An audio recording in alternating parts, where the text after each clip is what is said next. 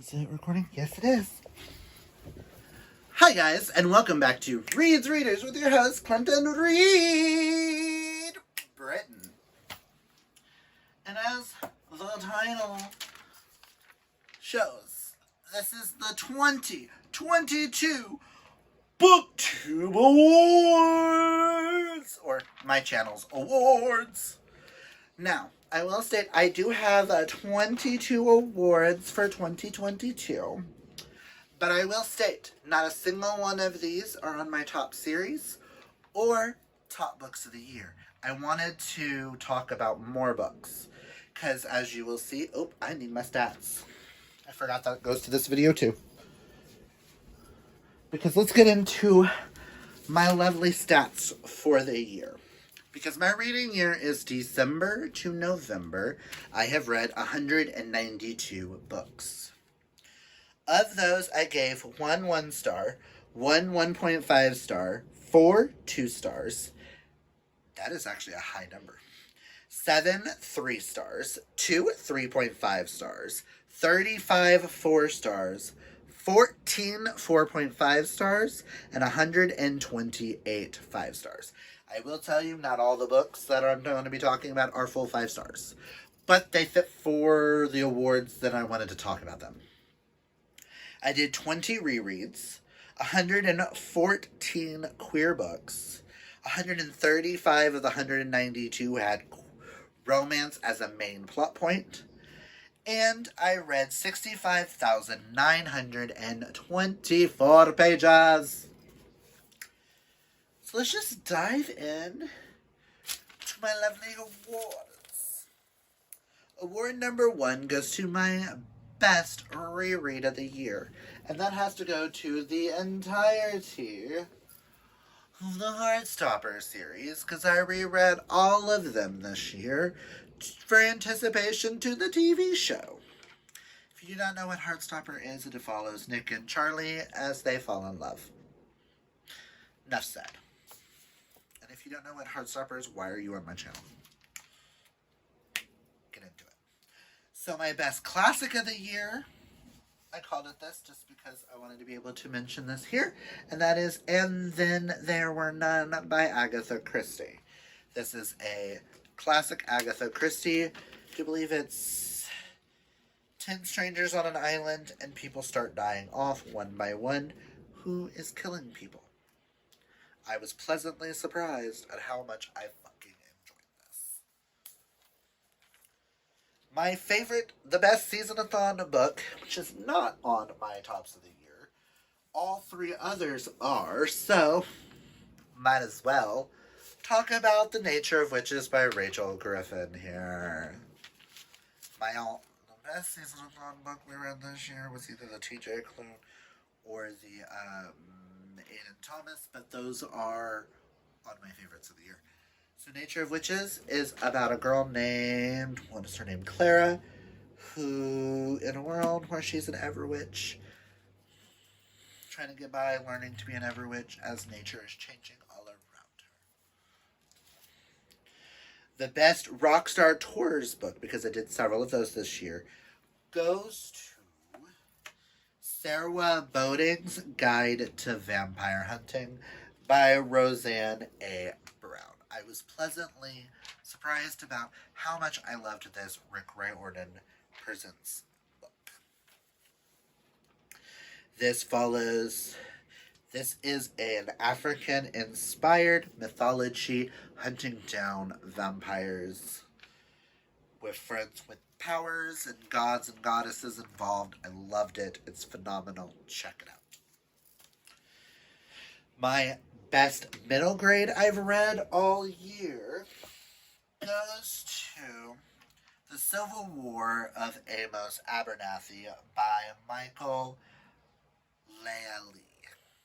This follows Amos Abernathy.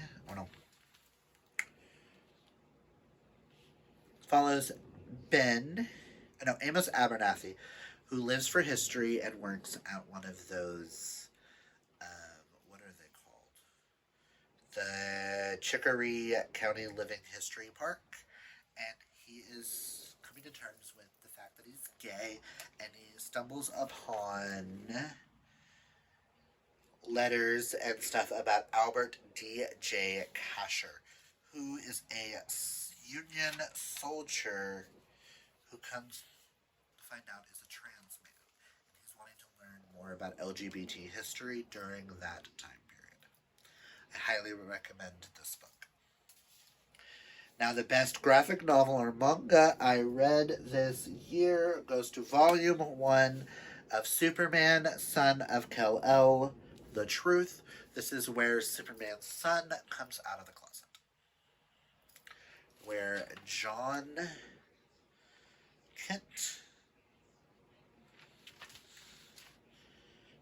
Kent gets a boyfriend. And it's absolutely amazing. The best YA sci-fi / fantasy this year goes to Iron Widow by Zorin J. Zhao. I thought it was J. Why did I write Z? Which this polyamorous relationship go into it kind of blind and think robots like Voltron and Transformers. My best non-queer romance I read all year goes to Isn't It Bromantic by Lisa K. Adams. This is book 4 in the Bromance Book Club series.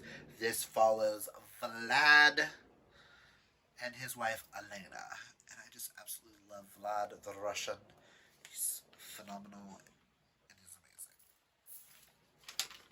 amazing. My best adult queer book goes to Something Borrowed, Something Boo by Shane K. Morton, which is the first book in the Point Pleasant Holiday series.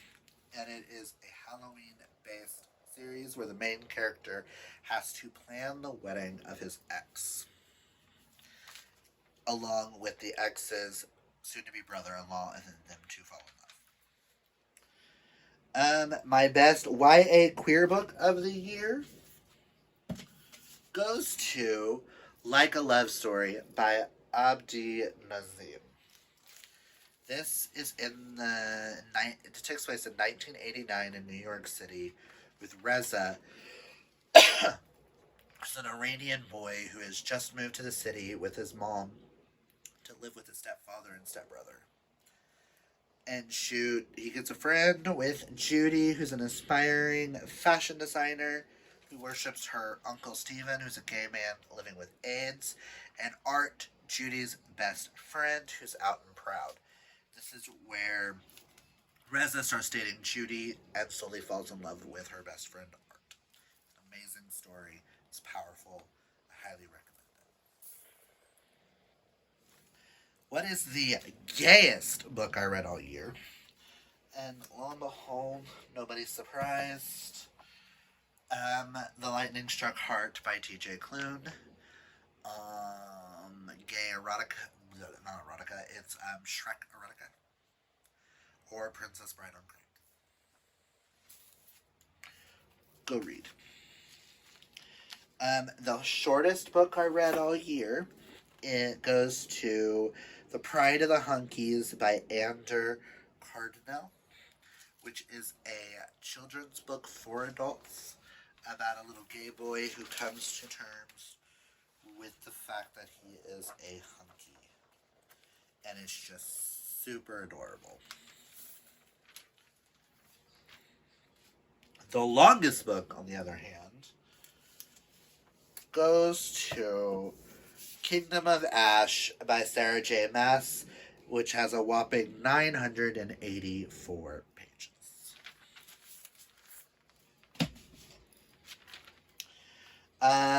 The coziest book I read all year goes to Murder at Pirates Cove by Josh Lanyon, which is the first in the Secrets and Scrabbles series, which I will own all of them because I want to read all of them.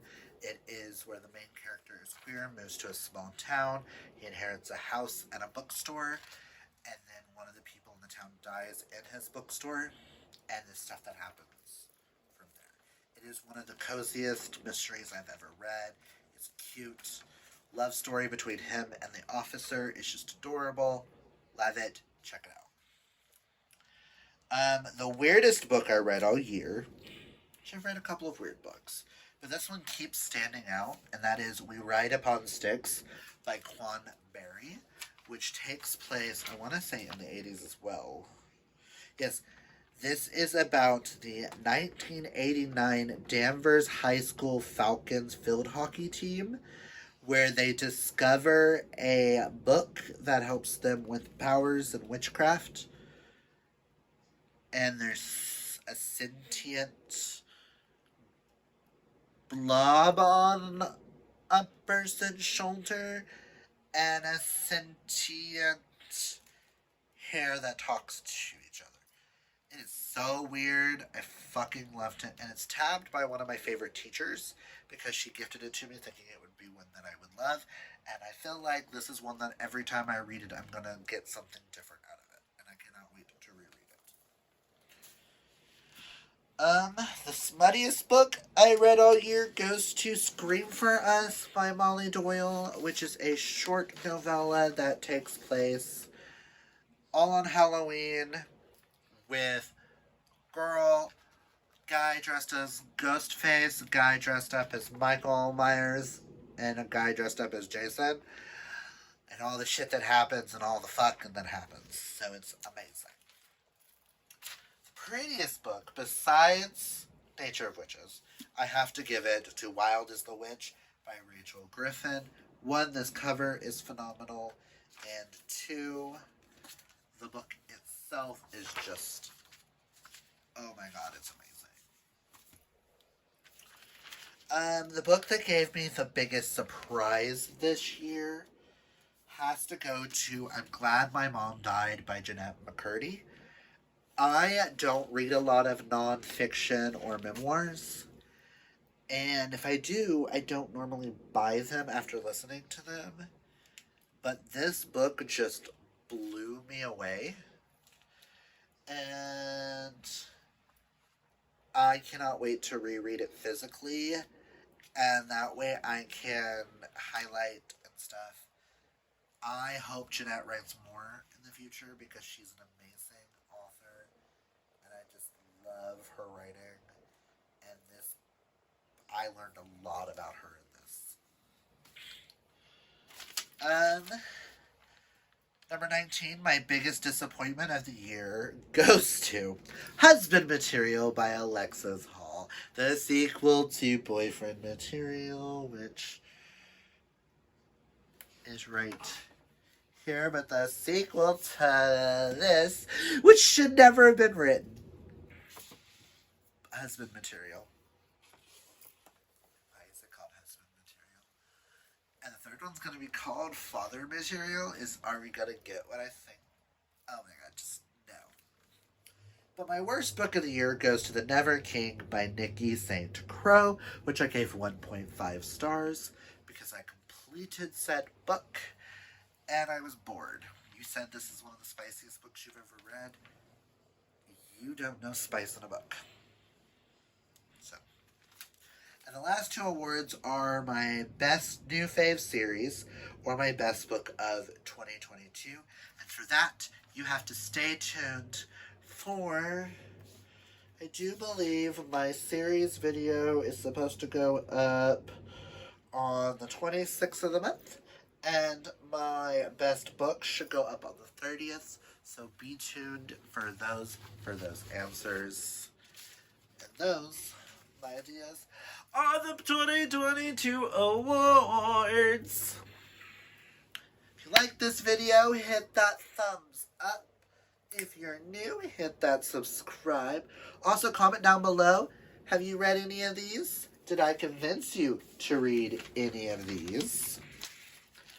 Are there any on here that are there any awards that you would have given a different book for in your place? Do you have a gayer book than Lightning Struck Heart or such? Let me know and comment that down below.